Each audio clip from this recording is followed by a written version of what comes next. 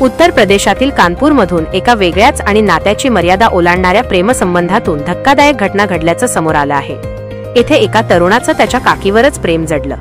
मात्र काकीच्या प्रेमात आंधळा झालेल्या तरुणानं कुटुंबियांनी नात्याला विरोध केला असता विष पिऊन आत्महत्या केल्याचं वृत्त समोर आलं आहे। घटनेतील मृत पावलेल्या तरुणाचं नाव विजय पाल असल्याचं समोर आलं आहे। तसेच पीडित तरुणाचे त्याच्या सख्ख्या काकीसोबत अनैतिक संबंध सुरू असल्याचं सांगितलं जात आहे।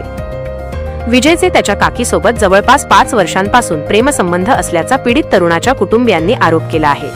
या प्रकरणासंबंधी विजयचे आईवडील तरुणाच्या काकीला मृत्यूसाठी जबाबदार ठरवत तिच्या विरोधात हत्येचा गुन्हा दाखल करण्याची मागणी करत आहेत। विजयची आईने दिलेल्या माहितीनुसार अगदी 5 वर्षांपासून विजय आणि त्याच्या काकीचे प्रेमसंबंध सुरू होते।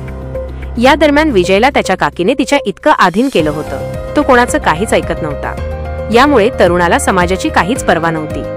विजयची काकी त्याला नेहमी घरी घेऊन जायची आणि तिच्या कामासाठी विजयचा वापर करत असल्याचा मृताच्या आईने आरोप केला आहे। विजयच्या आईच्या मते विजयची काकी नेहमी विजयला तिच्यासाठी पैसे खर्च करण्यास भाग पाडायची। इतकेच नव्हे तर याविषयी विचारलं असता विजय म्हणायचा, मी तिच्यासोबत 3 वेळा लग्न केलं आहे, यासाठी 1.5 लाख रुपये लागले।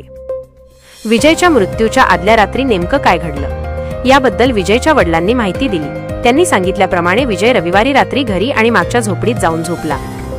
दुसऱ्या दिवशी त्याची काकी मागच्या रस्त्याने तिथे आली आणि विजयला उचलून घेऊन गेली। संध्याकाळी पीडित तरुणाचे वडील कामाहून घरी परतले असता विजयने विष पिऊन स्वतःला संपवलं असल्याचं समोर दिसलं। वडील पुढे म्हणाले की विजयच्या मृत्यूआधी तो नेहमी म्हणत होता की जोपर्यंत ती येणार नाही मी हॉस्पिटलमध्ये जाणार नाही। कुटुंबियांनी केलेल्या आरोपानुसार नात्याने ती विजयची काकी लागत असून सुद्धा काहीच विचार न करता तिने विजयसोबत प्रेमसंबंध ठेवले होते। विजयच्या कुटुंबियांनी त्याच्या काकीच्या विरोधात पोलीस स्टेशनमध्ये गुन्हा दाखल केला असून तिच्यावर कठोरातली कठोर कारवाई करण्याची मागणी केली। मृताच्या वडिलांनी विजयच्या काकीविरोधात कलम 302 अंतर्गत गुन्हा दाखल केला आहे।